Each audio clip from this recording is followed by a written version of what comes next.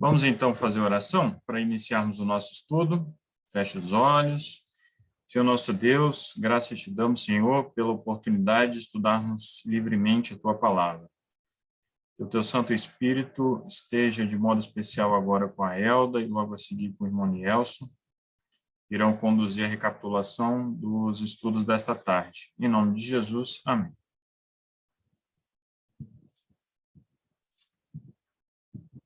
Muito bem, Elda.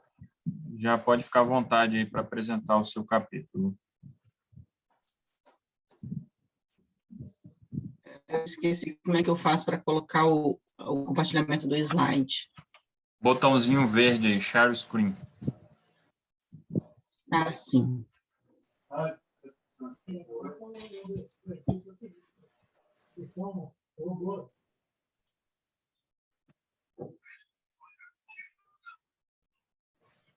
Ixi.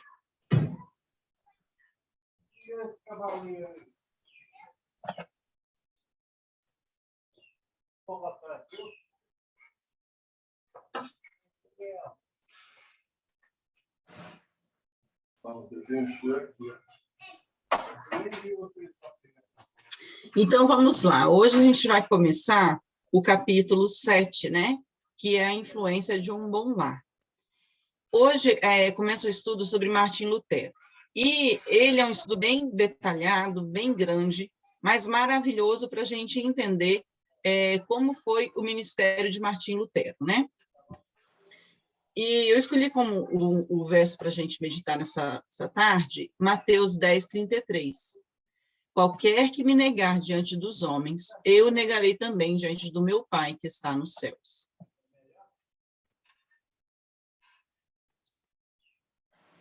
Martim Lutero, ele viveu de 1843 a 1546. De acordo com o capítulo 7, ele foi destacado entre os que foram chamados para... Deixa eu tirar essa janelinha aqui, que não estou falando. Para dirigir a igreja nas trevas do papado à luz de uma fé mais pura, achava-se Martim Lutero. Ele era zeloso, ardente, dedicado, conhecendo o temor do Senhor, reconhecedor das Escrituras Sagradas. Por meio dele, Deus efetuou uma grande obra para a reforma da igreja. Martim Lutero, como a maioria dos grandes precursores aqui da mensagem do Senhor, veio de classe pobre. Ele era um lar humilde, ele era filho de camponeses, né, lá da Alemanha, e o pai dele era um mineiro. O pai desejava que ele fosse advogado, mas ele, na infância, sofreu agruras, privações, severas disciplinas foram, quando ele foi à escola, na qual a sabedoria infinita preparou Lutero para a importante missão de sua vida.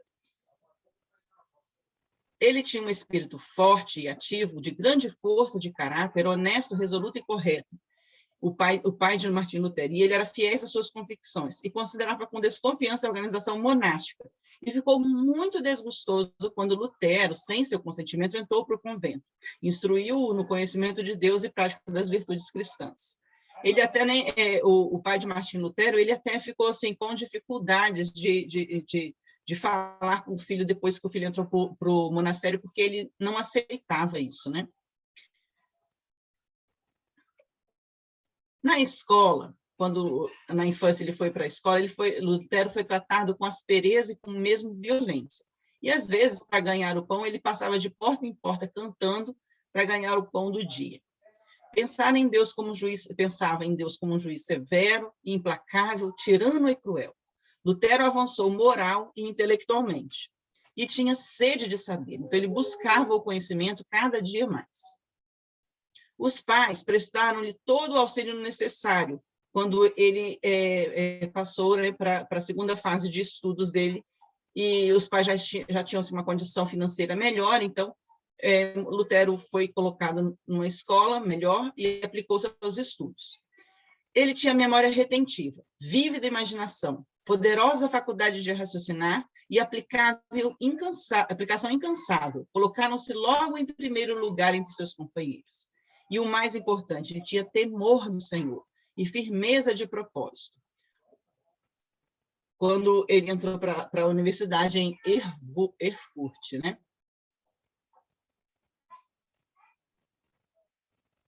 O temor do Senhor habitava no coração de Lutero, habilitando-o a manter sua firmeza de propósito, levando a profunda humildade perante Deus.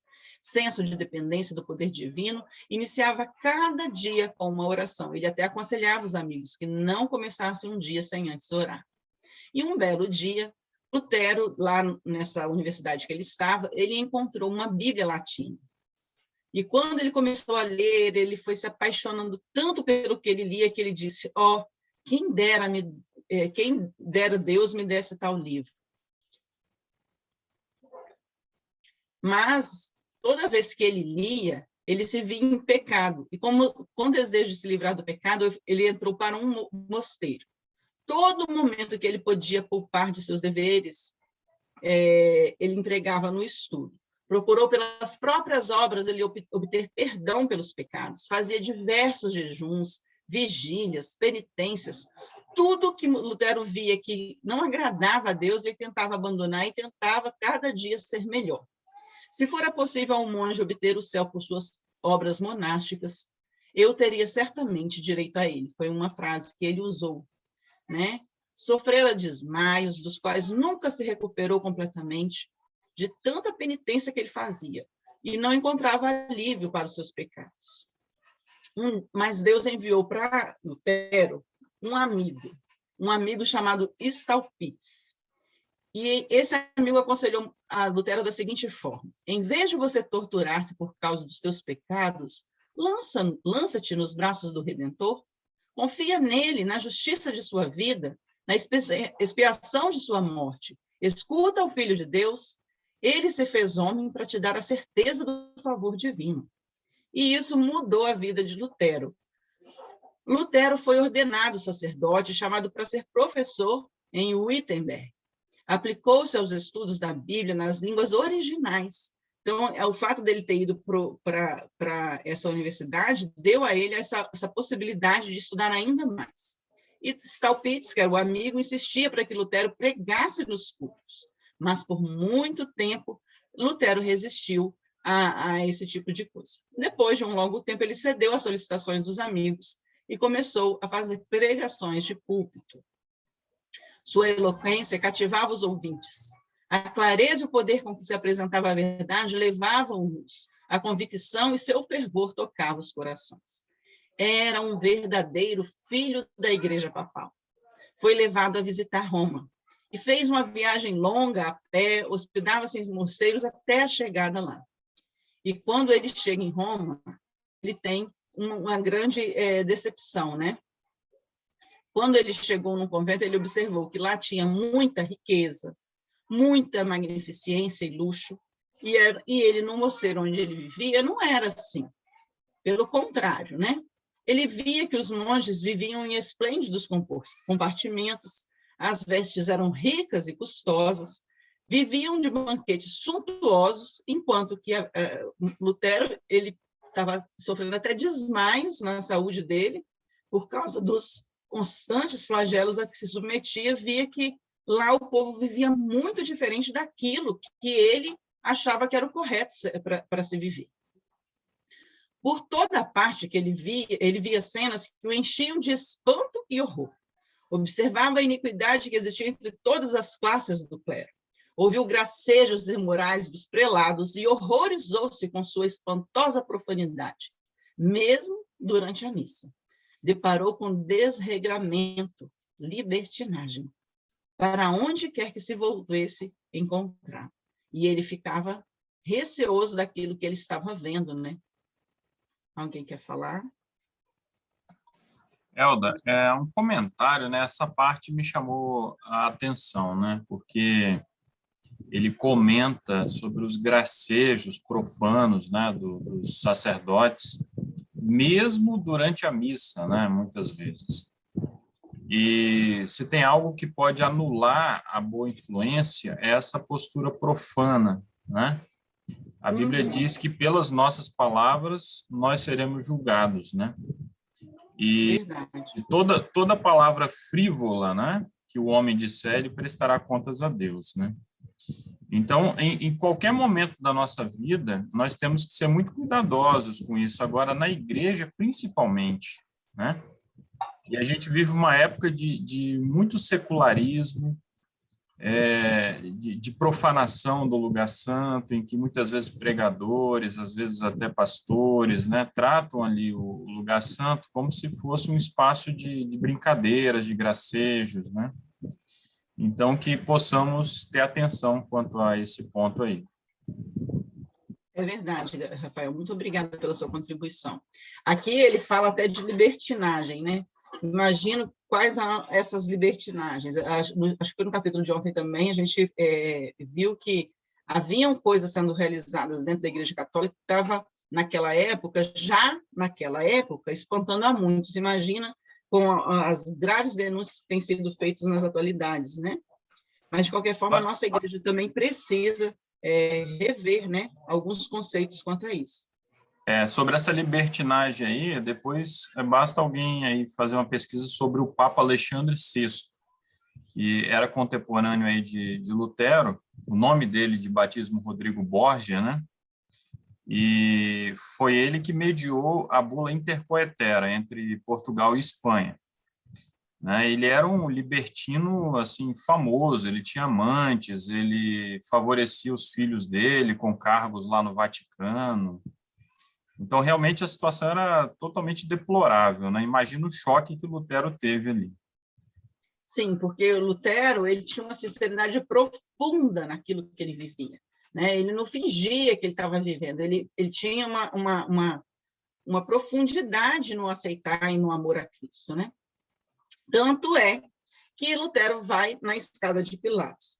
Essa escada de Pilatos, há uma escada lá em Roma, que eles falam que foi a escada utilizada por Cristo em sua Via Crucis, né? E que essa escada, se subisse ela de joelhos, você teria remissão de seus pecados, né? E aí, Lutero, na sua fé e na sua fidelidade, ele começou a subir aquelas escadas, na sinceridade do coração dele, ele começou a subir aquelas escadas de joelho como penitência, como muitas pessoas faziam. E durante o período que ele estava subindo aquelas escadas, ele escutou no ouvido dele: o justo viverá da fé. Aí ele parou, pensou, e ele ouviu de novo: o justo viverá da fé. E ele se levantou e disse: o justo viverá da fé. Desde aquele tempo, ele viu mais claramente do que nunca dantes a falácia de se confiar nas obras humanas para a salvação e a necessidade de fé constante nos méritos de Cristo. Ele via que ele mesmo, pelas obras dele, não podia se salvar.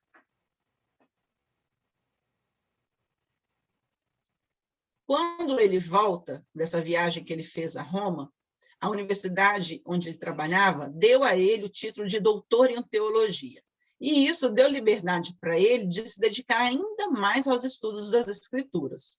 E ele fez um voto de pregar a Bíblia todos os dias, porque ele falava e as pessoas queriam ouvir o que ele tinha para falar. Então, ele começou a pregar ainda mais todos os dias.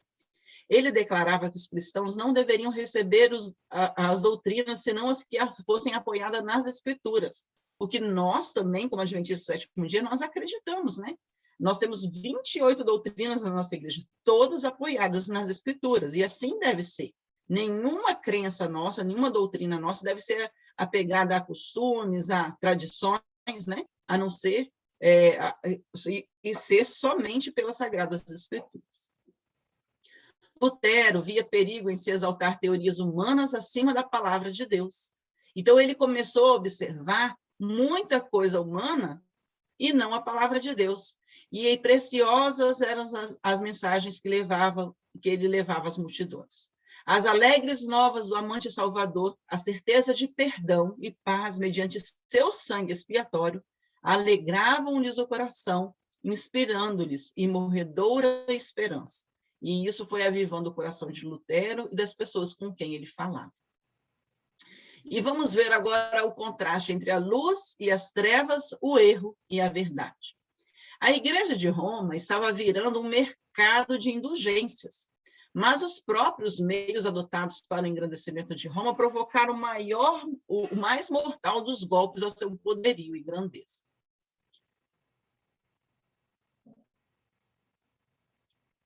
Apareceu lá na cidade onde Lutero estava um oficial de venda de indulgência chamado Tetzel. Ele era culpado das mais vis ofensas à sociedade e à lei de Deus. E ele tinha escapado dos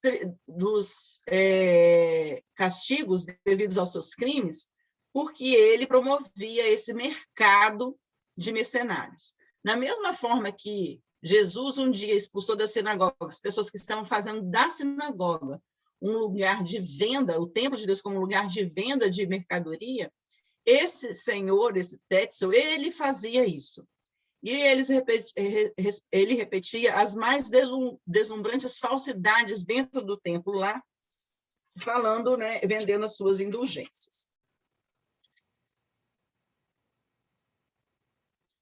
Ao entrar Tetzel numa cidade, o mensageiro ia diante dele anunciando: a graça de Deus e do Santo Padre está às vossas portas. E o povo recebia o pretensioso blasfemo como se o próprio Deus a eles descido do céu. Você vê que era um homem que ele tinha crimes horrendos que tinham sido apagados pelo favor que ele prestava à igreja, e agora o pessoal recebia ele como se ele fosse um enviado de Deus. Tetzel, subindo ao púlpito, exaltava as indulgências como o mais precioso dom de Deus.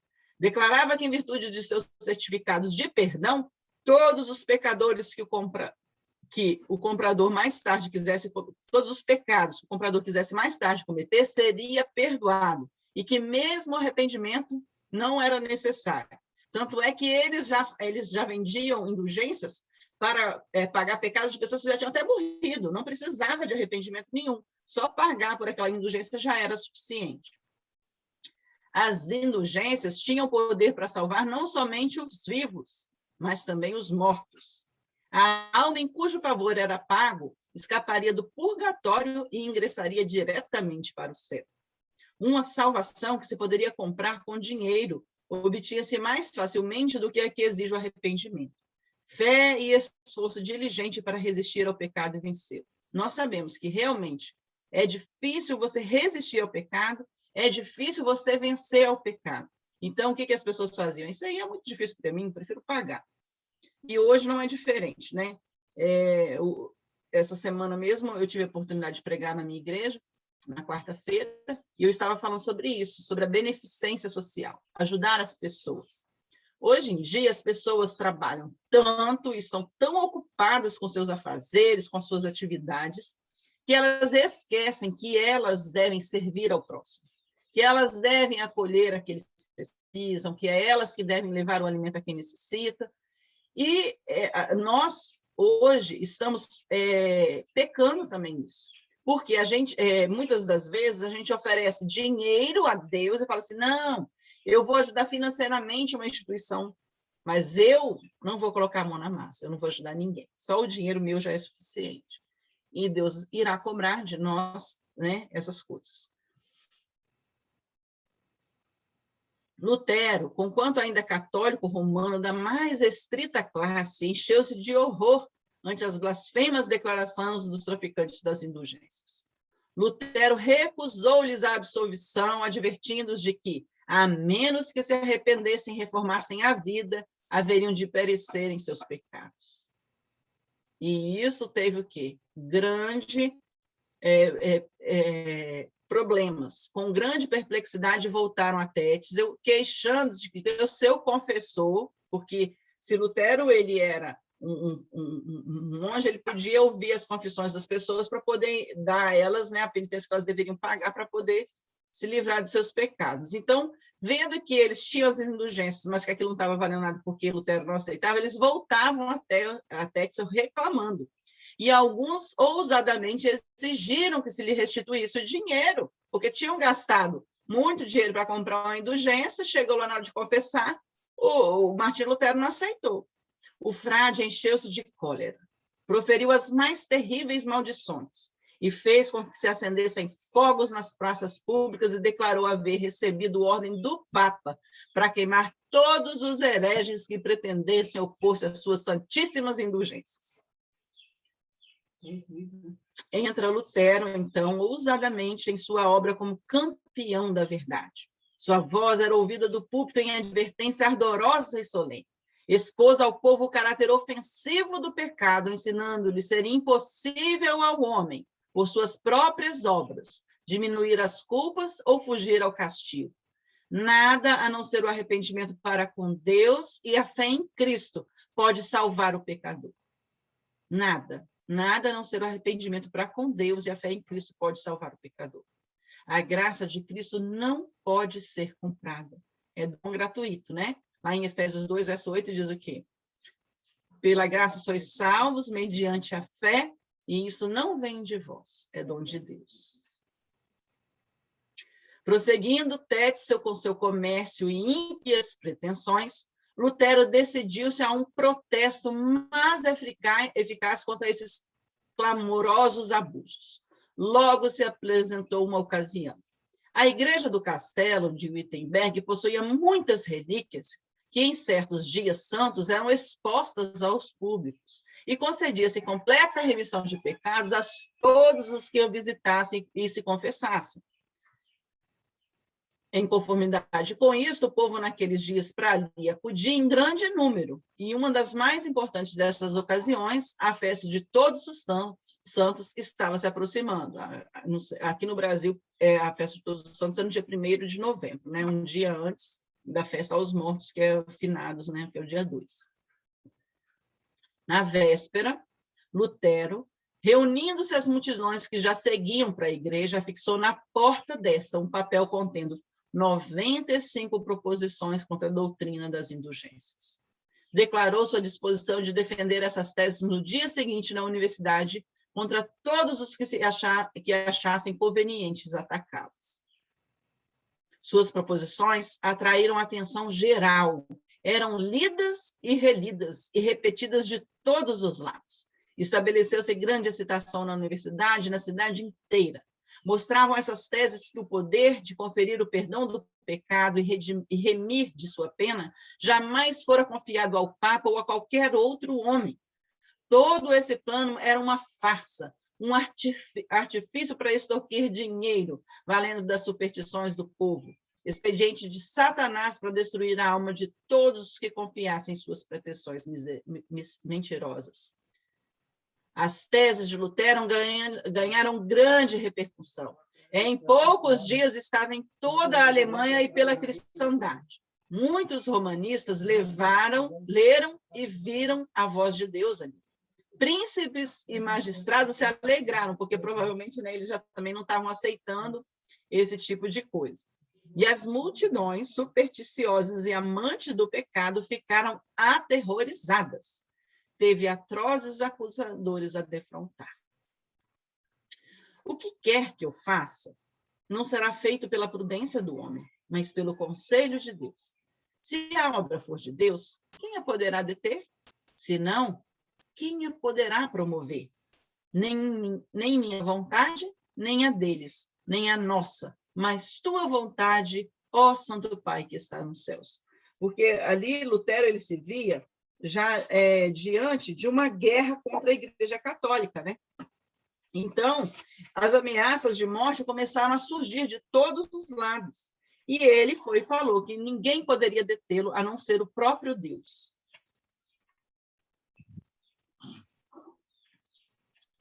Quem era eu, escreveu ele, para opor-me à majestade do Papa perante quem os reis da terra e o mundo inteiro tremia? Quer dizer, ele sozinho, se vendo diante de um poder enorme do mundo inteiro e que todo mundo obedecia. Ninguém poderá saber o que o meu coração sofreu durante esses primeiros 2 anos. E em que desânimo, poderia dizer, em que desespero me submergi. Olha que confissão que ele teve. De tamanho sofrimento, angústia, medo que ele passou. Os escravos do formalismo e superstição clamavam por seu sangue, como fizeram os judeus pelo sangue de Cristo. E gritavam, ele é um herege. É alta traição à igreja permitir que tão horrível herege viva uma hora a mais. Arme-se imediatamente para ele a forca. Era o que os zelosos, né, daquela época, né, gritavam, né, dentro da igreja. Lutero foi, no entanto, preservado por causa da obra que ele tinha a fazer. Mas muitos que tinham aceitado suas mensagens foram torturados e mortos. O povo estava perdendo a fé nas superstições, e as barreiras do preconceito iam cedendo. Por toda parte despertava o desejo do progresso espiritual. Aqueles que eram sinceros procuravam, né, seguir aquilo que Lutero estava fazendo. Por isso, muitos foram mortos e torturados.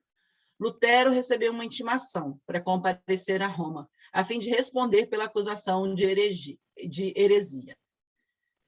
Agora, alguns amigos viraram para ele e protestaram contra a saída dele a Roma e falaram com ele que ele tinha que ser interrogado na Alemanha. Ele falou assim, não, eu vou a Roma. Ele estava tão disposto a defender aquilo que ele seguia, aquilo que Deus tinha falado com ele, que ele queria ir a Roma. Os amigos foram e falaram, não, você tem que ser ouvido aqui na Alemanha. Foi designado um núncio papal para o ouvir na Alemanha, mas já sabendo que Lutero era um herege, mesmo sem julgamento. Quer dizer, já havia tido um pré-julgamento, uma definição de que ele era o herege, mesmo sem ele ter direito à defesa ou qualquer coisa assim. Banir, amaldiçoar e excomungar todos os que estivessem ligados a ele. Esse era o objetivo dessa visita que Roma mandou, então, para poder vir atrás de Lutero. Mas Deus não deixou Lutero sozinho. Deus enviou mais um amigo para ele, para ajudá-lo, mesmo nessas horas de aflição que ele se sentia angustiado. Melanchthon, o amigo de mais confiança e valioso apoio para Lutero, servindo sua brandura, prudência e exatidão de complemento à coragem e energia de Lutero. Em Augsburgo, local do processo onde Lutero foi, então, teve que se apresentar, né? Lutero foi a pé. Naquela época era muito comum ele andar a pé, né? Ou era a pé ou a cavalo. Tanto é que a visita que ele vai a Roma, ele também vai a pé. Então, Lutero foi para se apresentar, a cidade era em Augsburgo. Ele foi sem salvo-conduto. O que é o salvo-conduto? É como se fosse um habeas corpus para os nossos dias hoje, né? Existe um habeas corpus chamado habeas corpus preventivo. Eu sei que eu vou sofrer uma retaliação da minha liberdade de locomoção, eu entro com um processo, peço esse habeas corpus para que eu possa me locomover sem ser presa ou impedida de me locomover. Da mesma forma, era o salvo-conduto. Lutero podia pedir logo aos magistrados ali, né, um salvo-conduto para ele não ser preso ou morto. E aí ele não pediu nada disso, ele estava com tanta disposição de fazer aquilo, de se defender, de mostrar aquilo que ele acreditava, que ele nem salvo-conduto ele pediu. O núncio queria que Lutero se retratasse. Aqui ficou até escrito errado, é retratar-se. Objetivava levá-lo a Roma para ser morto como tinha sido morto Hus e Jerônimo. Eles queriam que ele se retratasse a qualquer custo. Só que Lutero se apresentou e ele falava, do que me acusais? Porque qualquer coisa que eles falavam contra Lutero tinha resposta bíblica para eles. E ali ninguém dos que estavam ali conseguiam ver nenhuma falha de Lutero. Quando o prelado viu que o raciocínio de Lutero era irrespondível, perdeu todo o domínio de si mesmo e colérico exclamou, retrate-se ou mandá-lo-ei a Roma, para ali comparecer perante os juízes comissionados para tomarem conhecimento de sua causa. Excomungá-lo-ei e a todos os seus partidários, e a todos que em qualquer ocasião o favorecerem, e os lançarei fora da igreja. E finalmente declarou em tom altivo e irado, retrate-se ou não volte mais. O que Lutero fez? Se retirou. A excomungação era a pior coisa que poderia acontecer para uma pessoa. Se naquela época a igreja ela tinha domínio sobre os reis, sobre tudo que havia. As pessoas elas só tinham aquela religião para seguir. Então, se você era excomungado, ninguém podia falar com você, você não podia vender para você. Então, era a pior coisa que poderia ter para uma pessoa.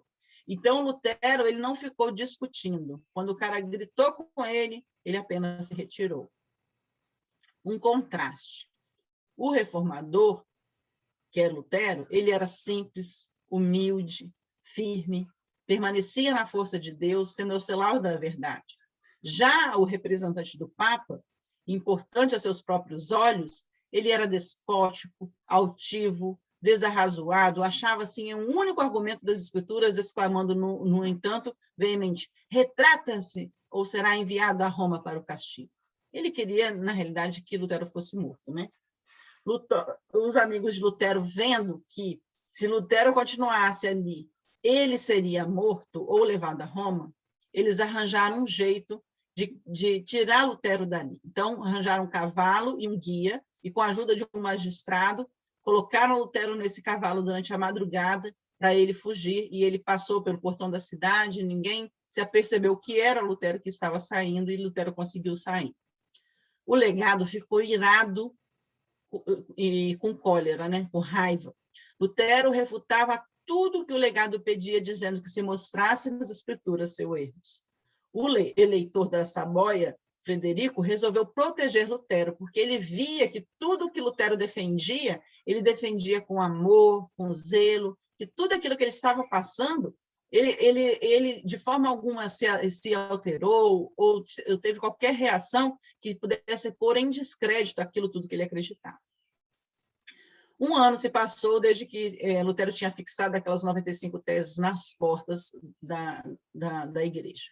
E as pessoas passaram a vir a Wittenberg não para trazer indulgência, mas para buscar informações sobre as escrituras. Aquele costume que eles tinham de ir lá para ver as relíquias, buscar indulgências, né, no dia de Todos os Santos, aquilo eles passaram aí por outros motivos. Eles queriam conhecer as escrituras. E Lutero continuava a escrever sobre a Bíblia, e ele ia espalhando as informações. A mensagem se espalhou para a Suíça, Holanda, Inglaterra, França, Espanha, Bélgica e Itália. Milhares estavam a despertar do torpor mental para a alegria e esperança de uma vida de fé. Isso porque, meus queridos, você pensa que, da mesma forma que Lutero ele se punia pelos pecados que ele achava que ele estava cometendo, aquelas pessoas também, elas viam que elas tinham que se punir pelos pecados que elas achavam que estavam cometendo. E quando elas descobrem que Jesus é o nosso Salvador, que é Ele quem cobre as nossas multidões de pecado, e que nossas obras elas não têm valor para a nossa salvação, então aí eles foram entendendo e eles viam agora a esperança. Roma, então, declarou que aquele que matasse o monge rebelde estaria sem pecado. Então, certo dia, um estranho com arma de fogo escondido sobre uma capa aproximou-se de Lutero e perguntou por que ele estava andando assim sozinho. E Lutero deu a seguinte resposta: estou nas mãos de Deus. Ele é minha força e meu escudo. Que me poderá fazer o homem? Ouvindo essas palavras, o estranho empalideceu e fugiu como se fosse da presença dos anjos do céu. Amém? Lindo isso, né? Que nós também tenhamos essa fé que Lutero teve. Suas doutrinas... Pois não, Rafael, pode falar. Não, eu só endosso aí, né, que realmente esse episódio é fantástico, né? A confiança que ele tinha em Deus, né, era absoluta, né? Absoluta. Absoluta confiança. Lembra do hino Castelo Forte, né? Que diz tudo, expressa ali toda a fé dele em Deus, né? É verdade. É um hino maravilhoso, né? De poder, é um hino muito poderoso, que espanta qualquer hoste inimiga, o hino Castelo Forte, e ele que teve essa composição, né, foi dada a ele para que ele escrevesse aquelas lindas palavras daquele hino. Vamos continuar, então. Suas doutrinas eram ouvidas em toda parte, nas cabanas, nos conventos, nos castelos dos nobres, nas universidades, nos palácios dos reis. E homens nobres surgiam por toda parte para amparar-lhes os esforços. Lendo as obras de Hus, achou a grande verdade da justificação pela fé, que ele próprio procurava sustentar e ensinar. E quando ele foi lendo as obras de Hus, ele falou assim: olha, o que Paulo falava, o que Jesus falava, o que os apóstolos falavam, é o que Hus está nos dizendo. E aí ele entendeu a justificação pela fé. Que maravilha, né? Que Jesus faz a obra em nós. Ao imperador alemão, Lutero escreveu: é horrível contemplar o homem que se intitula vigário de Cristo a ostentar uma magnificência que nenhum imperador pode igualar. Gente, eu tenho uma reunião. Desculpa, gente, deixa eu voltar aqui. É horrível contemplar o homem que se intitula vigário de Cristo a ostentar uma magnificência que nenhum imperador pode igualar. É isso ser semelhante ao pobre Jesus ou ao humilde Pedro? Ele é, dizem, o Senhor do mundo, mas Cristo, cujo vigário ele se jacta de ser, disse: meu reino não é deste mundo. Podem os domínios de um vigário estender-se além do seu superior? Acerca das universidades. Receio muito que as universidades se revelem grandes portas do inferno, a menos que diligentemente trabalhem para explicar as Santas Escrituras e gravá-las no coração dos jovens. Não aconselho ninguém a pôr seu filho onde as Escrituras não reinem supremas. Toda instituição em que os homens não se achem incessantemente ocupados com a palavra de Deus tende tornar-se corrupta. E eu achei esse texto maravilhoso. Nós que somos pais, que temos filhos a serem criados, nós temos que tomar cuidado com essas palavras que Lutero disse. Que não aconselho ninguém a pôr seu filho onde as Escrituras não reinem supremas. Todas as instituições em que os homens não se acham incessantemente ocupados com a palavra de Deus tendem-se a tornar-se corruptas. E é verdade, né? Nós temos visto aí no nosso mundo hoje em dia. Esse apelo circulou rapidamente por toda a Alemanha. Os oponentes de Lutero, ardentes no desejo de vingança, insistiam em que se o Papa tomasse medidas decisivas contra ele, decretou-se que suas doutrinas fossem imediatamente condenadas. 60 dias foram concedidos ao reformador e aos seus adeptos, fim dos quais, se não abjurassem, deveriam todos ser excomungados. E, como eu disse, a excomungação era a pior coisa que poderia haver para uma pessoa. Durante séculos, a sentença de excomunhão de Roma ferira de terror a poderosos monarcas. Se os monarcas tinham medo de ser excomungado, imagina uma pessoa sozinha sendo um professor de faculdade, de universidade. Lutero não tinha os olhos fechados a tempestades prestes a irromper. Quando a bula papal chegou a Lutero, disse ele: desprezo-a e ataco-a como ímpia e falsa. É o próprio Cristo que nela é condenado. Regozijo-me por ter de suportar tais males pelas melhor das causas. Sinto já maior liberdade em meu coração, pois finalmente sei que o Papa é o anticristo e o que o seu trono é do trono de Satanás, é do próprio Satanás. Enquanto houvesse simpatia geral por Lutero, muitos sentiam que a vida era por demais preciosa para que fosse arriscada na causa da reforma. Então, alguns tinham aceitado as mensagens de Lutero, mas não estavam dispostos a dar a vida deles por aquilo. Mas Lutero ainda era destemido. Com poder terrível, ele rebateu contra ela a sentença de condenação e publicamente declarou sua decisão de abandoná-la para sempre. Porque até aqui, Lutero ainda era um membro da Igreja de Roma. E ele resolveu, então, abandonar. Lutero queimou a bula papal com as leis canônicas, decretos e certos escritos que sustentavam o poder papal. Lutero via que ficou sozinho, mas que Deus estava com ele. A vida que era difícil, via que era difícil largar Roma, pois desde criança foi acostumado com suas doutrinas, né? É igual eu, fico imaginando, né? Eu fui criada nas doutrinas da Igreja Adventista desde que nasci. Então, hoje, para poder largar isso, seria muito complicado, né? Mas a gente vai aprendendo e aprendendo por nós mesmos. Lutero viu que Deus sempre usou pequenos para levar seu povo a ser profeta. Ele viu que usou Moisés lá no meio do deserto, cuidando de ovelhas, viu que usou Elias, João Batista, os pais já tinham até morrido quando ele teve que anunciar a vinda de Jesus, usou os apóstolos, que na sua grande maioria ali eram pescadores, homens simples. Lutero teve uma verdade presente para o seu tempo, e nós temos uma verdade presente para o nosso tempo. Lutero, aquela mensagem que ele recebeu, ele pregou ela e viveu ela pelo tempo que ele esteve ali. E nós também temos uma verdade presente para esse tempo agora, para o tempo do fim, que é o tempo que nós estamos vivendo, e nós temos que anunciar essa verdade presente para outras pessoas. A verdade não é hoje desejada pela maioria, mais do que o foi pelos romanistas que se opõem a Lutero. Então, eles também não desejavam a verdade, e hoje também essa verdade não é desejada. Para aceitar teorias e tradições de homens em vez de a palavra de Deus, a mesma disposição das eras passadas. Hoje, muitas pessoas não querem. Quando você fala com as pessoas assim, que elas vão ter que aceitar a Jesus, arrepender dos seus pecados, mudar a sua vida, eles não querem.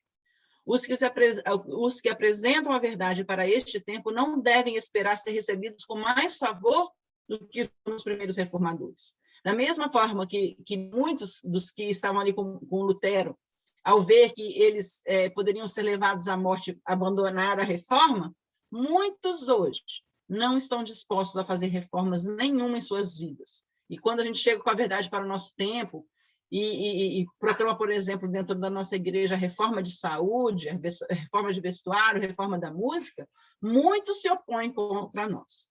O grande conflito entre a verdade e o erro, entre Cristo e Satanás, há de aumentar a intensidade até o final da história deste mundo. Se hoje está difícil, há de ficar ainda mais difícil.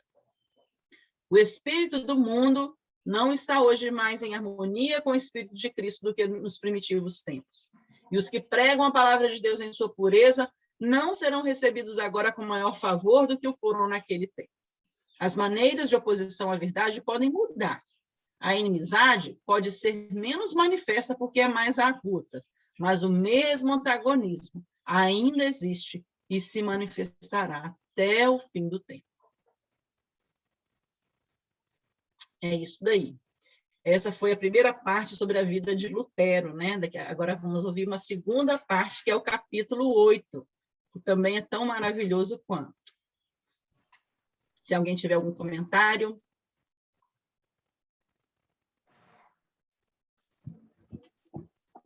Algum comentário, irmãos?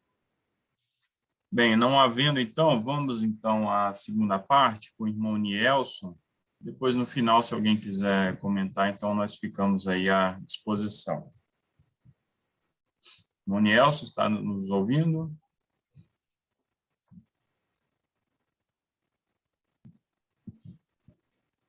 Nielson?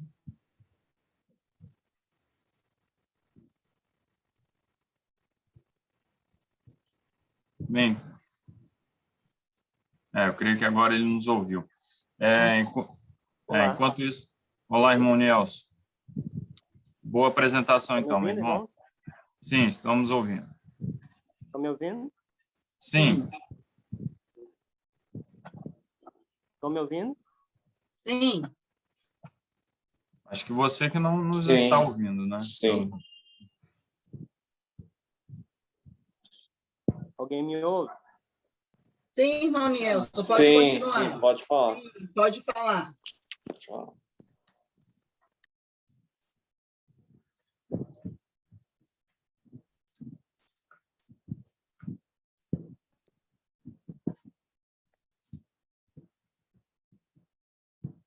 Ok, obrigado.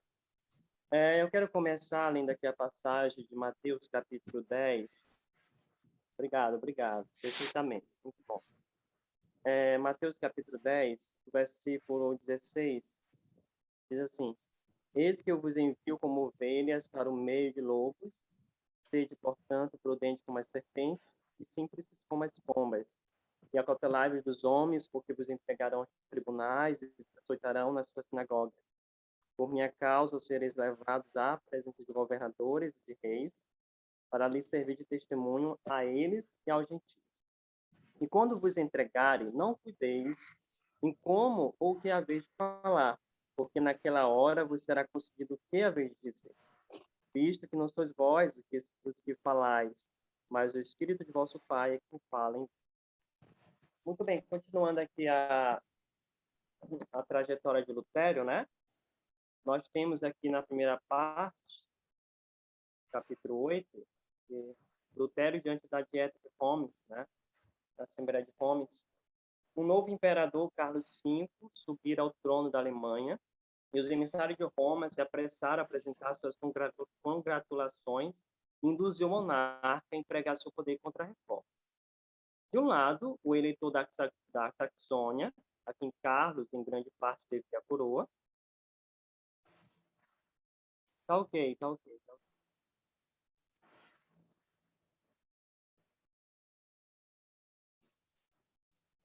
bem. De um lado, o eleitor da Saxônia, quem Carlos, em grande parte, devia a coroa, rogava-lhe não dar passo algum contra Lutério, antes de lhe conceder a oportunidade de se fazer ouvir. Né? Então, o imperador ficou assim colocado em posição de grande perplexidade e embaraço. Os adeptos do Papa não ficaram satisfeitos com coisa alguma, a não ser um edito imperial sentenciando Lutério à morte. A atenção de todos os partidos dirigia-se agora para a Assembleia dos Estados Alemães, que se reuniu em Roma, logo depois da ascensão de Carlos ao poder imperial.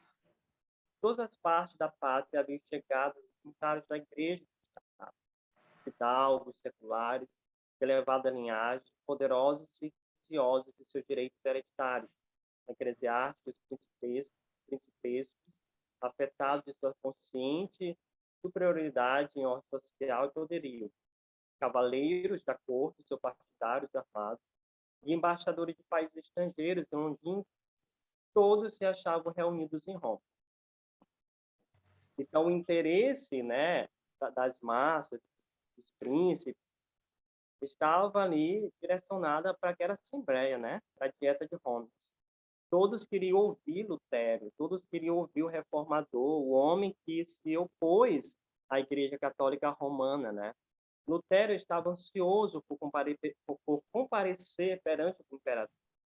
Sua saúde achava-se, naquela ocasião, muito quebrada. Não obstante, escreveu ao eleitor: se eu não puder ir a Roma com boa saúde, serei levado para lá, doente como este.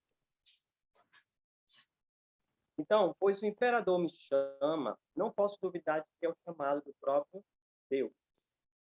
Quando em Roma circularam as notícias de que Lutério deveria comparecer perante a Dieta, houve geral excitação. A Leandro, delegado papal a quem fora especialmente confiado o caso, estava alarmado e enraivecido. Via que o resultado seria desastroso para a causa papal.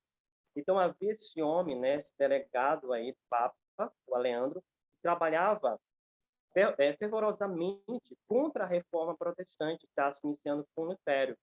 Então, se Lutério prevalecesse, a causa papal teria esse prejuízo, né? As pessoas despertariam, porque a Igreja Católica manteve o povo na ignorância, nas trevas, né, do conhecimento, e as pessoas eram limitadas, né? Não tinham esse acesso à Bíblia, à verdade. Os livros eram dominados por Roma. Então, para que não houvesse espaço para a reforma protestante, a Roma envia esse homem, Aleandro, que estava apreensivo de que os eloquentes e poderosos argumentos de Lutero pudessem desviar muitos dos princípios da causa do Papa, né? Quando em Roma circularam as notícias de que Lutero deveria comparecer perante a Dieta, houve geral excitação. Aleandro, como eu já mencionei, delegado papal, a quem foi especialmente confiado o caso, estava alarmado e enraivecido. Via que o resultado seria desastroso para a causa papal.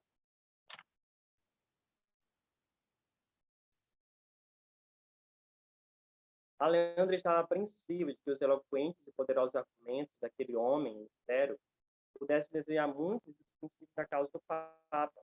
Aleandro trabalhou toda a força e perspicácia ao seu alcance para conseguir a condenação de Lutero. Com persistência digna de melhor causa, fez todo o possível para levar o assunto à atenção dos príncipes, prelados e outros membros da Assembleia, acusando o reformador de sedição, rebelião e blasfêmia. Com redobrado zelo, Aleandro insistia com o imperador sobre o dever de executar os editos papais. Mas, pelas leis da Alemanha, Isso não podia ser feito sem a cooperação dos príncipes. E vencido, afinal, pela importunação do legado, Carlos ordenou-lhe apresentar seu caso à dieta.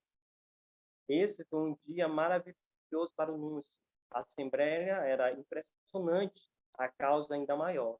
A Leandro deveria defender Roma, a mãe e senhora de todas as igrejas.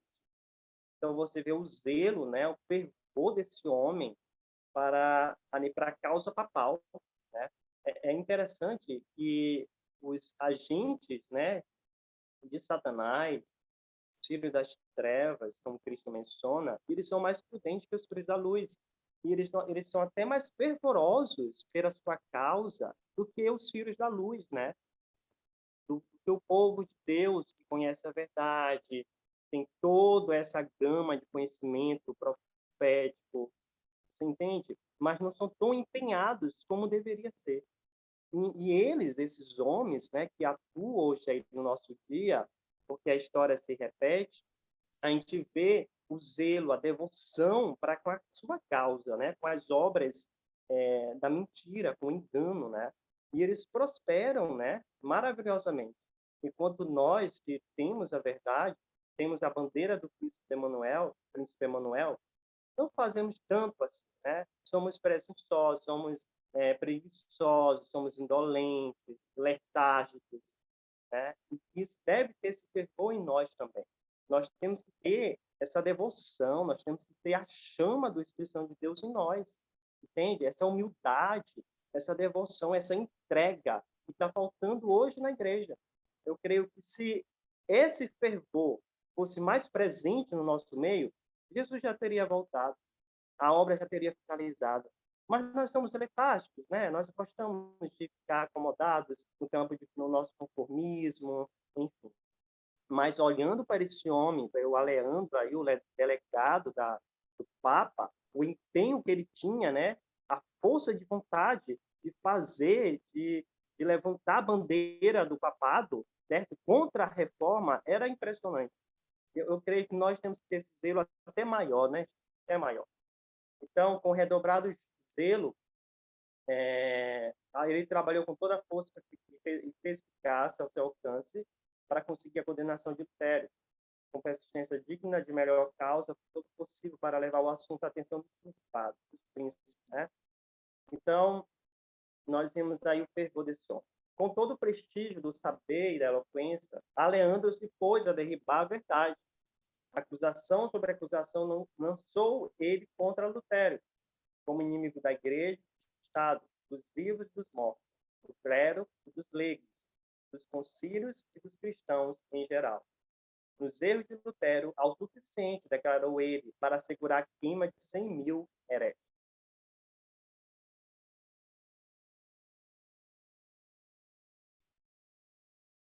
Com tais armas têm sido, em todos os tempos, atacados os defensores da verdade. Os mesmos argumentos ainda se apresentam contra todos os que se ousam mostrar em oposição a erros estabelecidos, os simples e direitos ensinos da palavra de Deus. Quem são estes pregadores de novas doutrinas? Escramos que desejam uma religião popular.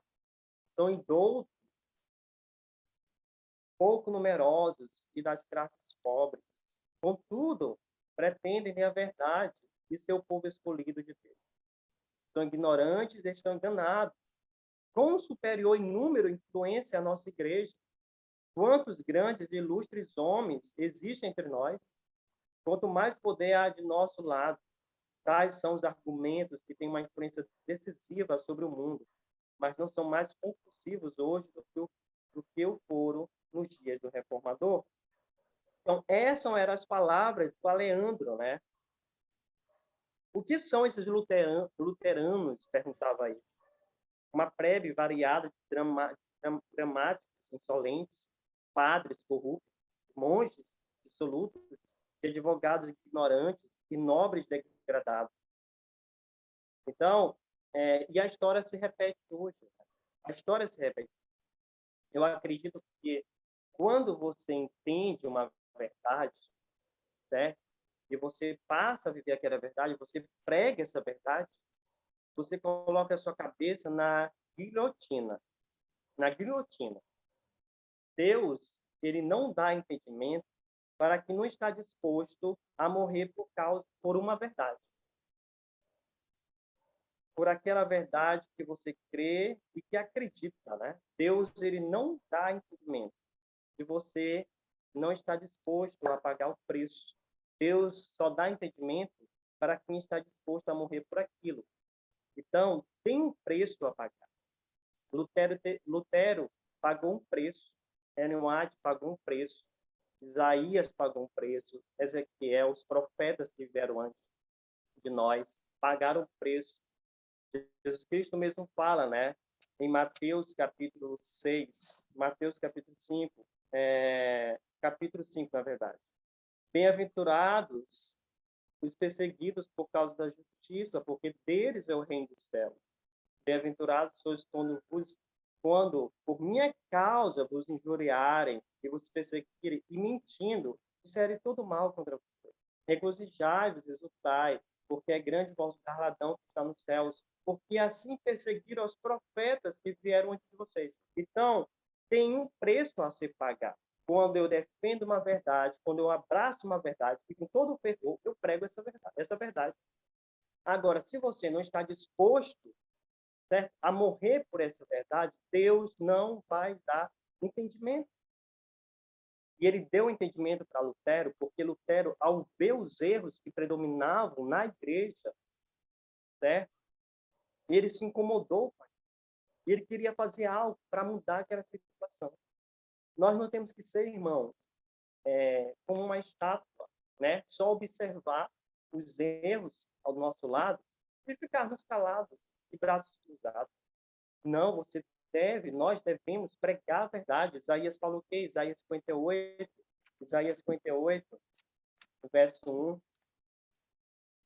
58, verso 1 fala o seguinte: clama a plenos pulmões, não te detenhas, ergue a voz como a trombeta e anuncia ao meu povo a sua transgressão e à casa de Jacó os seus pecados. Então, se você está disposto a ter uma revelação de Deus, a entender mais de Deus, da sua palavra, da sua vontade, você tem que estar disposto a pagar esse preço. Então, assim como Lutero esteve disposto a sofrer, a pagar as consequências, a passar pelas consequências da sua decisão, da sua escolha, de levantar uma bandeira de protesto contra os erros que predominavam na igreja. E será que hoje, aos atalaias do Senhor reavivados, nós somos chamados como atalaias de Israel?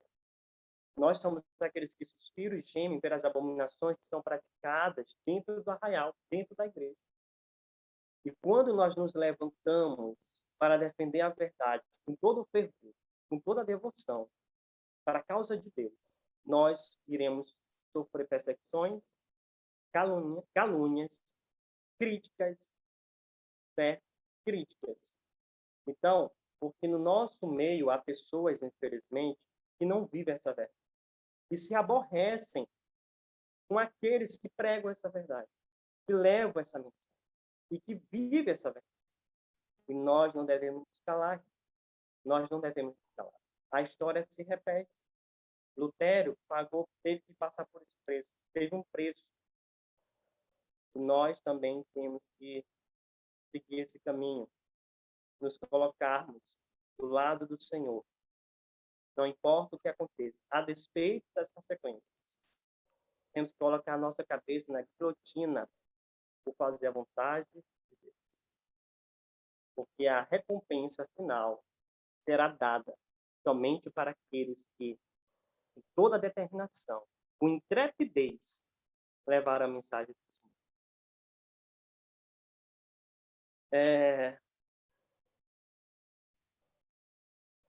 A reforma não terminou com Lutero, como muitos supõem. Continuará até o fim da história deste mundo. Lutero teve grande obra a fazer, transmitindo a outros a luz que Deus permitira brilhar sobre ele. Contudo, não recebeu toda a luz que deveria ser dada ao mundo. desde aquele tempo até hoje, nova luz tem estado continuamente a resplandecer sobre as escrituras e novas verdades se têm desvendado constantemente. Então, a reforma continua, o protesto continua, né? O protesto continua. E a perseguição também. Nós temos que estar do lado daqueles que levam a mensagem, a verdade. Nos últimos dias, essa mensagem será pregada de uma forma assim gigantesca, sabe? Maravilhosa, poderosamente. As 3 mensagens angélicas. O protesto será levantado, né? Aqueles que vão estar dispostos, vão estar cheios do Santo Espírito de Deus, vão levar mensagem de protesto contra os erros, contra o engano, contra a mentira predominante nesse mundo. E a despeito das consequências, eles corajosamente irão levar a mensagem. A cada dia que passa, o cenário fica pior. A dificuldade aumenta para levar a mensagem. E se nós não levamos a mensagem em tempo de paz, iremos levá-la em tempo de perigo, perseguição? Mas haverá os corajosos. Haverá aqueles que vão estar dispostos a sofrer pela causa. E embora possa até ser levados para a fogueira, para a guilhotina, eles não renunciarão da fé. Eles irão permanecer firmados na rocha, firmados na plataforma da verdade. Essa coragem, essa fé que Lutero teve, nós devemos ter hoje, ou até maior. Amém. A fé é impossível agradar. Termos o conhecimento teológico, doutrinário, conhecer as 28 crenças da Igreja Adventista, isso é importante. Agregar conhecimento é importante, mas ter uma disposição, um zelo pela obra de Deus, ter uma fé capaz de fazer, sabe, maravilhas no nome de Cristo, de sofrer por Cristo, de passar perseguições, de ser caluniado, sofrer perseguições. Será que muitos têm? O conhecimento de nada vale, mas uma fé viva no Redentor é que é importante. Deus, ele vai finalizar sua obra, como Ellen White escreveu, ele não irá usar muitos homens que se formaram nas instituições de ensino. Ela disse que Deus vai usar os humildes, aqueles que andaram com Cristo, que se despiram do orgulho, da presunção, da vaidade, e se entregaram inteiramente a Jesus. Deus vai finalizar sua obra por meio desses homens. Poucos que se formaram em instituições, ensinos, serão usados. Então, meus queridos, a fé que esses homens tiveram, nós devemos ter. Ellen White fala que para ser grande nos céus, é necessário ser como uma criancinha, em simplicidade de fé, pureza de amor, em simplicidade de fé, pureza de amor. Em humildade, simplicidade de fé e pureza de amor. Esses homens andaram em humildade. Tiveram uma fé simples, uma confiança como uma criança tem nos seus pais. Eles andaram com Cristo, eles confiaram em Jesus, a despeito de qualquer situação. Enquanto a maior parte dos membros da dieta não tivesse hesitado em entregar Lutero à vingança de Roma, muitos deles viam e deploravam a depravação existente na igreja, desejosos da supressão dos abusos que sofria o povo alemão em consequência da corrupção e cobiça da hierarquia. O legado apresentara sob a luz mais favorável o dogma papal. O Senhor, então, constrangeu um membro da dieta a dar uma descrição verdadeira dos efeitos da tirania papal. Com nobre firmeza, o duque Jorge da Saxônia se levantou naquela assembleia principesca e especificou com terrível precisão os enganos e abominações do papado e seus horrendos resultados. Esse homem foi usado por Deus. Deus o influenciou a falar abertamente, a protestar contra Roma. Ele diz o seguinte: esses são apenas uns poucos dos abusos que clamam contra Roma por reparos. Toda a vergonha é posta de lado. Seu único e perseguido objetivo é dinheiro, sempre dinheiro. Assim, os homens cujo dever é ensinar a verdade nada dizem senão falsidade, que são não apenas tolerados, mas recompensados, porque quanto maiores forem as suas mentiras, maiores são os seus lucros. Essa é a fonte poluída da qual flui tantas e tão corrompidas águas. A devassidão e a avareza dão-se as mãos. Ai, eis o escândalo, produzido pelo clero, que arroja tantas pobres almas na perdição eterna. Deve ser feita uma reforma completa.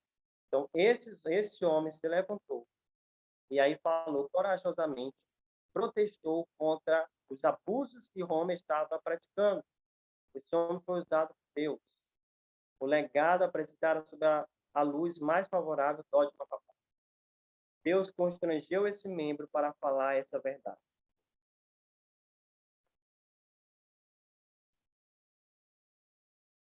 Uma denúncia mais hábil e convincente contra os abusos papais não poderia ter sido apresentada pelo próprio Lutero. E o fato de ser um orador inimigo decidido do reformador deu maior influência às suas palavras. Se abrisse os olhos dos que constituíam a Assembleia, teriam visto o anjo de Deus no meio deles, derramando raios de luz através das trevas do erro e abrindo mentes e corações à recepção da verdade. Era o poder do Deus eterno, da verdade e sabedoria que dirigia até os adversários da reforma, preparando assim um caminho para a grande obra prestes a realizar. Martinho Lutero não estava presente, mas a voz de algo muito maior do que Lutero foi ouvida naquela assembleia. Então você vê que Deus constrange aquele homem, o Duque Jorge da Saxônia, aí falou abertamente, protestou contra Roma, embora fosse inimigo de Lutero, né? Mas Deus usou ele. É interessante que Deus está conduzindo a história, né? Deus é vencedor. Deus é vencedor. Já venceu. E Deus está conduzindo a história, os acontecimentos. Deus está conduzindo os acontecimentos, querido. E naquele episódio, Deus usou esse homem, abriu a boca desse homem. E assim, a verdade foi transmitida. O erro foi descarado. E a verdade triunfou. E a verdade triunfou. Alguém maior do que Lutero foi ouvido naquela cena. Chegada de Lutero em Erfurt e Homs. O povo ouvia encantado, né? Quando Lutero chegou naquela cidade, houve um alvoroço, né? Os amigos de Lutero estavam apavorados e aflitos, né? Por causa de tudo que estava acontecendo, da perseguição, do preconceito, enfim. E quando Lutero chega naquele lugar, houve um alvoroço, né? Multidões queriam ouvi-lo. E o povo ouvia encantado as suas palavras. A palavra da vida fora repartido àquelas almas famintas. Cristo foi erguido perante elas como acima papas. Interessante que a palavra liberta. E conhecereis a verdade vos libertará. A verdade é a palavra de Deus que traz, que sacia a alma, que faz matar a fome espiritual.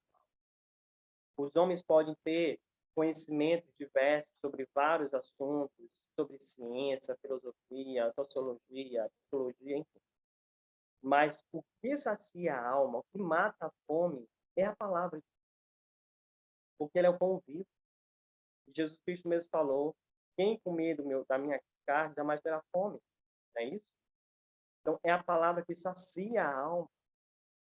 Nós temos que nos alimentar desta palavra constantemente, sabe? Nos alimentar. Então, iremos ter um vazio em nossas vidas. E o povo quando recebem a palavra de Deus, eles têm essa reação. Eles querem mais. Porque quanto mais da palavra, quanto mais eu me alimento dela, mais eu vou querer. Porque eu estou me alimentando de Cristo, pão vivo, o verbo eterno que desceu do céu. Eu me recordo de uma experiência, de um testemunho de um missionário que foi na África. E quando ele chegou na África, ele começou a pregar sobre Cristo. Cristo crucificado, ressurreto, prestes a vir. E ele começou a pregar para uma tribo. As pessoas nunca tinham ouvido falar de Cristo. E quando ele começou a pregar sobre Cristo, quando ele terminou o discurso, foi uma festa daquele povo, uma agitação daquele povo, dos africanos ali, fizeram uma festa, uma vibração, uma alegria estampada no seu rosto, como nunca antes. E aquele homem foi levantado, carregado, e ali eles fizeram uma grande festa. A sua esposa chorou, foi muito emocionante. Porque, irmãos, quando a pessoa recebe a palavra de Deus, produz isso. Produz essa paz, produz essa alegria que só Jesus pode conceder. O pão da vida fora repartido àquelas almas famintas. Cristo foi erguido perante elas como acima de papas, legados, imperadores e reis. Lutero não fez referência alguma à sua arriscada posição. Não procurou fazer de si mesmo objeto de pensamento e simpatia. Na contemplação de Cristo, ele perdera de vista o eu. Ocultara-se atrás do homem do Calvário, buscando apenas apresentar Jesus como redentor do pecado. As notícias de sua chegada a Roma criaram grande alvoroço. Uma grande multidão ajuntou-se às portas da cidade para saudá-lo. Tão grande ajuntamento jamais tivera lugar, nem mesmo para saudar o próprio imperador. Os chefes papais não tinham acreditado que Lutero realmente se aventurasse a aparecer em Roma. E sua chegada encheu-se de consternação. No dia seguinte, Lutero foi intimado a comparecer perante a dieta. Um oficial imperial foi designado para conduzi-lo ao salão de audiência. Todavia, foi com dificuldade que chegou ao local. Cada avenida estava apinhada de espectadores, ansiosos por ver o monge que ousara resistir à autoridade do Papa. Lutero comparecera perante o concílio. Nunca homem algum comparecera à presença de uma mais imponente assembleia do que aquela dieta da qual Martinho Lutero deveria responder por sua fé. Diante daquela assembleia, Lutero, de humilde nascimento, parecia intimado e embaraçado. Muitos dos príncipes, observando sua emoção, lhe proferiram algumas palavras de Cristo. Interessante que eles recitaram, né, as promessas que Cristo disse na palavra. Não temos que matar o corpo, mas não podem matar a alma. Quando vocês forem levados perante os governadores e reis, por minha causa, seriais ministrado pelo Espírito de seu Pai, o que deveis dizer. Então, assim, as palavras de Cristo, empregadas por aqueles grandes homens do mundo, fortaleceram o servo do Senhor naquela hora de fome.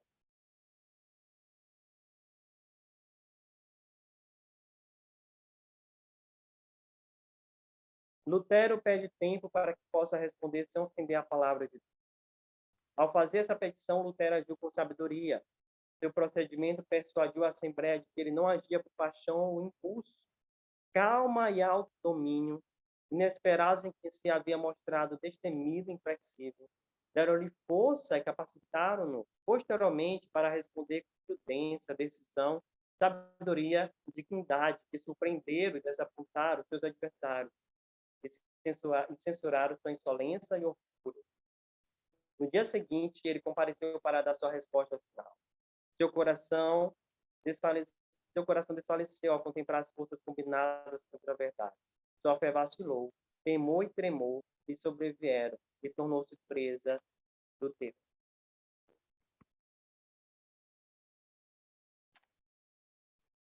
Quando Lutero foi reintroduzido à dieta, seu rosto não mostrava nenhum traço de receio ou embaraço, porque antes disso, quando ele saiu da primeira audiência, ele saiu temeroso, mas depois ele foi para onde? Lutar com Deus em oração. Foi orar.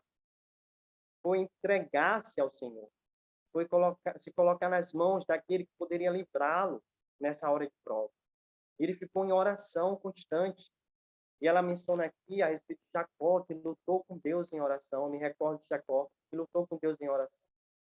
E Lutero lutou com Deus naquela noite em oração. E conseguiu a vitória.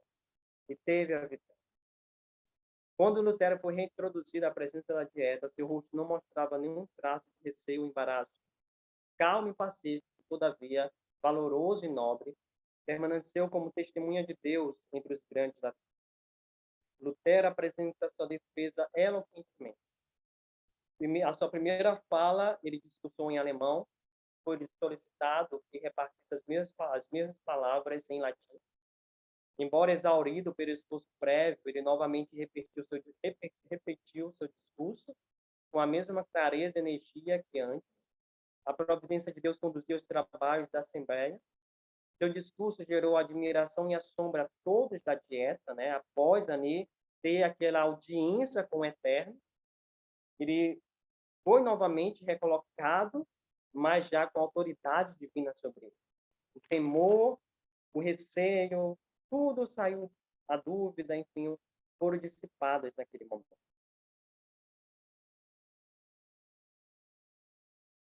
Seu discurso trouxe admiração.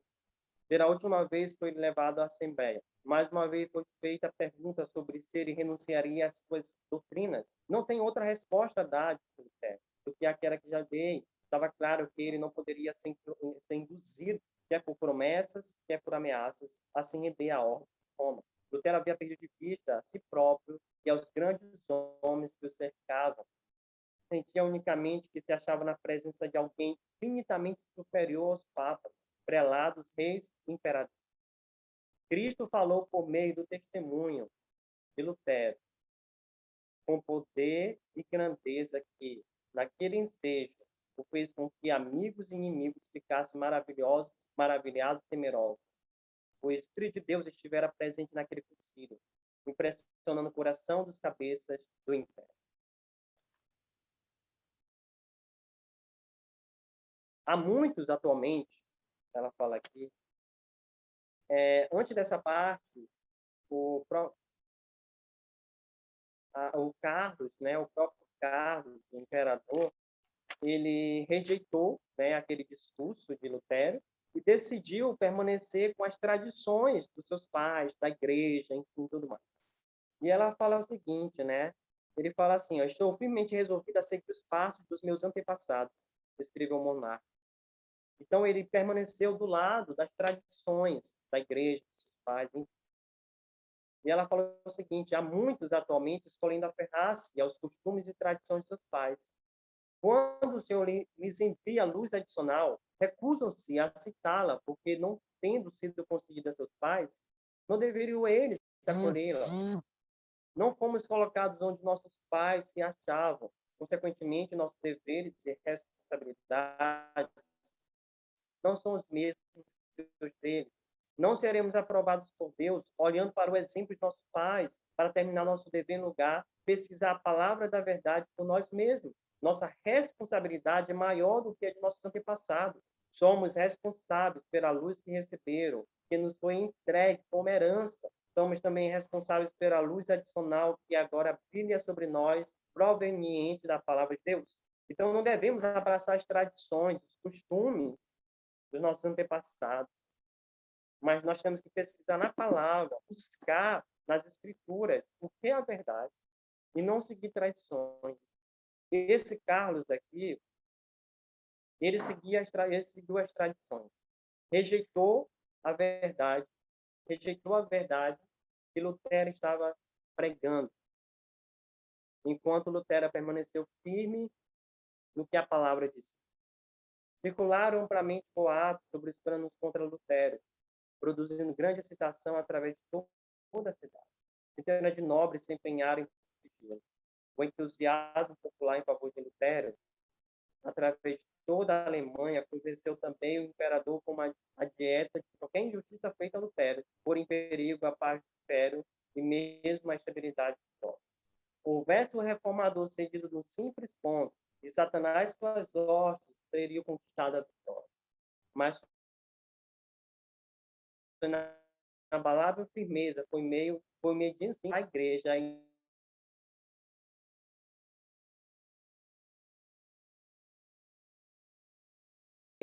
influência do homem, pensar e agir por si mesmo, em que a justiça da igreja e o mundo, não somente em seu próprio tempo, mas em todas as gerações. Lutero ocultava seus amigos e inimigos de maneira eficaz. Em sua viagem de volta para casa, foi preso, separado de seus assistentes, e rapidamente levado através da floresta para o Hamburgo, uma isolada floresta montanhesa. Sua captura e desaparecimento foram de tal maneira envoltos em mistério que nem o próprio Frederico ficou sabendo durante muito tempo para onde Lutero havia sido conduzido. Mesmo preso na isolada fortaleza, Lutero continuou seu trabalho.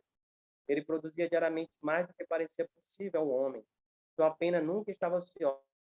Quando seus inimigos se jactavam de haver sido Lutero ao silêncio, ficaram surpresos, confundiam-se pela prova tangível de que ainda estava ativo. Um grande número de folhetos saídos de sua pena circulava por toda a Alemanha. Traduziu o Novo Testamento para a língua alemã. E seu Patmos rochoso continuou por quase um ano todo a proclamar o Evangelho e repreendeu os pecados e erros de Israel. Deus retirou seu servo do palco da vida pública. Havia resultados mais preciosos do que esses a ser alcançados. Na solidão e obscuridade de seu retiro montanhoso, Lutero foi retirado da alçada de todo apoio terrestre e afastado dos louvores humanos. Assim, ele foi poupado do orgulho e da confiança própria, tão comuns quando se obtém sucesso. Por sofrimento e humilhação, foi novamente preparado para andar com segurança na estonteante altura a que fora tão repetidamente exaltado. Quando os homens se regozijam na liberdade que a verdade traz, ficam inclinados a enaltecer aqueles a quem Deus empregou para romper as cadeias do erro e da superstição. Satanás procura desviar de Deus os pensamentos e afeições dos homens e fixá-los nos agentes humanos. Ele os leva a honrar o mero instrumento e a ignorar a mão que dirige todos os eventos da providência. Quão frequentemente dirigentes religiosos que são levados desse modo perdem de vista a dependência de Deus. São levados a confiar em si mesmos. Como resultado, procuram controlar as mentes e consciências das pessoas que estão inclinadas a olhar para eles em lugar de voltar para a palavra de Deus. Os olhos dos homens haviam se voltado para Lutero como expositor da verdade, mas ele foi removido para que todos os olhares pudessem ser dirigidos ao eterno autor da verdade. E eu quero finalizar esse texto de Ellen White, onde ela diz o seguinte: a maior necessidade do mundo é de homens que não se comprem nem se vendam, homens que no íntimo da alma sejam verdadeiros e honestos, homens que não temam chamar o pecado por seu nome exalto, homens cuja consciência seja tão fiel ao dever como a bússola é ao polo, homens que permaneçam firmes pelo que é reto, ainda que caia o céu. Então, meus queridos, esse foi o 8º capítulo. Que Deus abençoe todos nós. Obrigado pela oportunidade. Até a próxima. Por nada, meu irmão Nielson. Que Deus te abençoe. É sempre bom aí refletir, né, sobre os reformadores, né? O tema é tão importante que vale a pena fazermos outras leituras ainda, né, sobre Lutero. Existe uma biografia muito boa de Lutero, que eu compartilhei lá no nosso grupo no Telegram, e há uma citação que eu particularmente gosto, vou compartilhar lá também, uma citação do livro que já está lá, né? Um reformador, houve quem negasse esse título ao pai da reforma, não sem certo fundamento. Um condutor de homens, ele atendia, sem dúvida, ao chamado de seu Deus. No entanto, o que ele pedia no íntimo não era para conduzir, mas para ser conduzido, para ser guiado por aonde Deus quisesse levá-lo, com a cega confiança da criança que caminha de mãos dadas com seu pai e vai sem vã curiosidade. Organizar, legislar, edificar, para quê? Para que dar tanta importância a essas obras vãs? A igreja, essa comunhão puramente espiritual, a igreja invisível, está presente onde quer que os verdadeiros crentes se encontrem, onde quer que manifestem sua fé. É isso que importa. O resto, recrutamento de ministros, constituição de grupos, questões destituídas de interesse. Porque defini-las para todo sempre, regulamentos provisórios são suficientes. Então, aqui nós vemos o seguinte: Lutero era um homem que queria ser conduzido por Deus. Nunca foi pretensão dele liderar, conduzir, nada. Ele se colocou nas mãos de Deus, né? E isso nós vemos numa biografia secular, né? O livro Lutero, Um Destino, do Lucien Febvre, né? Essa foi a obra de um dos maiores líderes, né, da história, alguém que tinha essa humildade de se colocar debaixo da direção de Deus, né? Que esse seja o nosso desejo também. Pois bem, algum outro comentário, meus irmãos? Para mim, ele foi demais. Demais mesmo. Eu amo essa história de Lutero, amo ver a fé, a devoção, a sinceridade de coração que Lutero teve. E nós, como representantes de Deus nessa terra, também temos que ter disposição, essa mesma disposição de servir a Deus de todo o nosso coração, de todo o nosso entendimento, de toda a nossa alma, com todas as nossas forças. Eu gostei muito dessa parte que o irmão Nelson falou, sobre Deus, ele não dá um entendimento para nós de alguma coisa que a gente não está disposto a abrir mão para entender, né? E realmente é assim, quando Deus nos dá o entendimento sobre aquilo, nós temos que, ele só vai dar se você está disposto a entender. Se você não está disposto a atender o que o Senhor pede, para que ele vai te dar alguma informação, né? Perfeito. É isso então, meus irmãos. Vamos nos despedindo, né? O sábado também está terminando. Na próxima sexta-feira, nós voltaremos ao nosso estudo. Capítulo 9, A Luz na Suíça, né? Sobre o Zwinglio. E o capítulo 10, A Europa Desperta. A Ana Ieda, ela estuda comigo pelas madrugadas, ela quer ajudar aí nos comentários. Levanta a mãozinha. Oi, Eldinha. Pois não. Estão me ouvindo? Sim. Estão? Sim, estamos. Muito obrigada, irmãos. Que estudo maravilhoso, maravilhoso. E muito bom, Eldinha, estudar em outro momento com você, né? Aqui, né, com esse livro tão maravilhoso, né? Tão revelador. Que revelação tremenda, né? Ellen White teve, né? Para nos explicar tudo, né? Desde a história do que houve no céu até a volta de Jesus. Muito obrigada. Que esse exemplo, né, desses missionários, né, desses homens de Deus sirvam para a gente, né? Que o Espírito Santo nos revista, né, de fé e dessa coragem. Vai ser grande o nosso desafio. Obrigada a vocês. Nada, minha irmã. Deus abençoe. Já passa a palavra ao Carlos Renato. Só para fechar, Amém. então, na sexta-feira nós teremos capítulo 9, A Luz na Suíça, que é sobre o Zwinglio, capítulo 10, A Europa Desperta, e no sábado, os capítulos 11 e 12. Né? É importante que todos façam a leitura aí previamente. Carlos Renato, pode falar.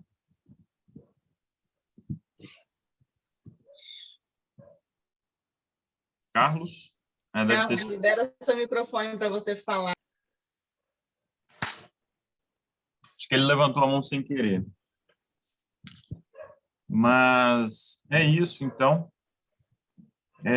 Vamos encerrando por aqui, né? Já desejando aí uma ótima semana a todos, certo? Irmã Eva, está nos ouvindo? Acho que não. Bem, Pedir ao irmão Nielson, então, mesmo em que faça a oração, para nós nos despedirmos, e já pedindo as bênçãos sobre a semana também.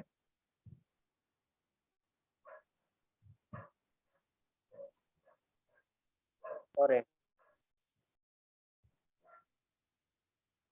Santo Deus, mais te agradecemos por tudo, pelas verdades que aqui foram apresentadas, por conhecermos mais um pouco do acerto desse grande homem de Deus, sério, esse homem que teve uma grande fé, que destemidamente, corajosamente levou a mensagem, fez o protesto contra os erros, as abominações que eram praticadas dentro da igreja.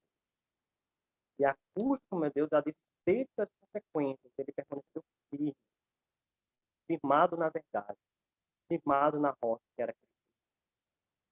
O Senhor nos ajude a entender, a nos colocarmos em tuas mãos. Temos um espírito intrépido para levarmos a mensagem, poder e autoridade, dar-nos a tua bênção, em nome de Jesus. Amém. Amém.